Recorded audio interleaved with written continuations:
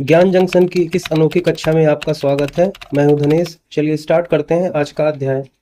आज के अध्याय में हम जानेंगे पीवोट चार्ट के बारे में। पीवोट चार्ट एक बहुत ही पावरफुल टूल है जो बड़े और मुश्किल डाटा को एक सिंपल विजुअल ग्राफ में बदल देता है। यह पीवोट टेबल का पिक्चर वर्जन है। इसका असल काम डाटा को समराइज और एनालाइज करना है बिना फॉर्मूला के। मान लीजिए आपके पास एक बड़ी लिस्ट है जिसमें 1000 लोगों की सेल का डाटा है।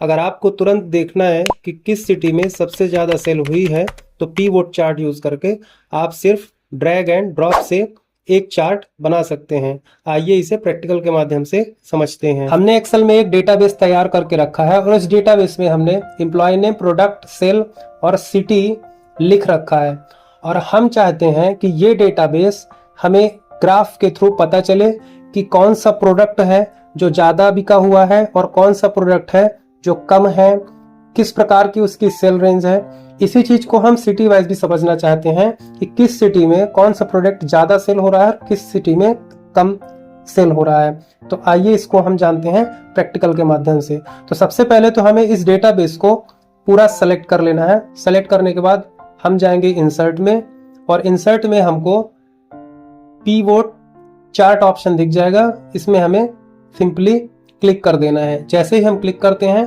तो यहाँ हमको न्यू वर्कशीट का ऑप्शन दिख जाएगा। हमें यहाँ ओके कर देना है और जैसे ही हम ओके करते हैं तो हमारे पीवोट चार्ट की फील्ड ओपन हो जाती है।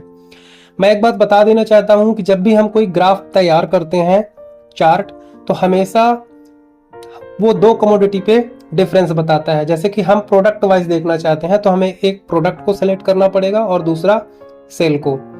यहाँ हमें यह पता चलेगा कि किस प्रोडक्ट की सेल ज्यादा है, जो कि यहाँ भी बना हुआ है, लेकिन यहाँ हम डायरेक्ट नहीं बता सकते हैं। लेकिन अगर हम यहाँ देखेंगे तो हमें एकदम आसानी से पता लग जाता है कि जो मॉनिटर की सेल है वो ज़्यादा है और बाकी प्रोडक्ट की सेल हमें पता चल रही है कि कौन सी सेल ज़्यादा है, कौन सी सेल कम है।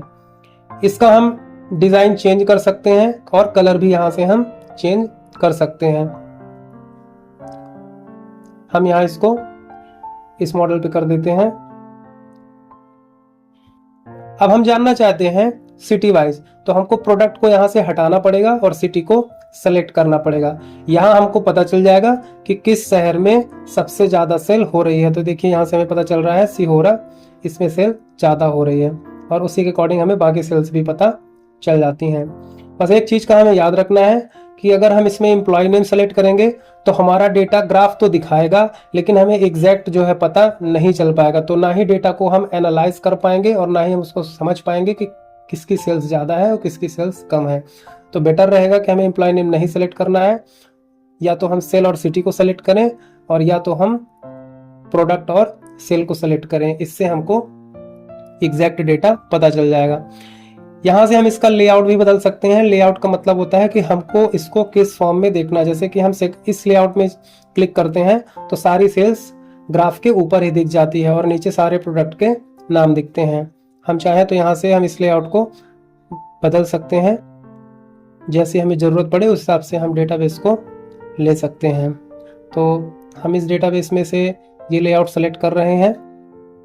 इसके बाद हम इसमें कलर भी चाहें तो बदल सकते हैं। अगर हमें कोई भी कलर देना हो तो हम यहाँ से सेलेक्ट कर सकते हैं। इसके बाद बात करते हैं चार्ट स्टाइल। तो जो चार्ट हमें ठीक लगे हम यहाँ से उसको चेंज कर सकते हैं।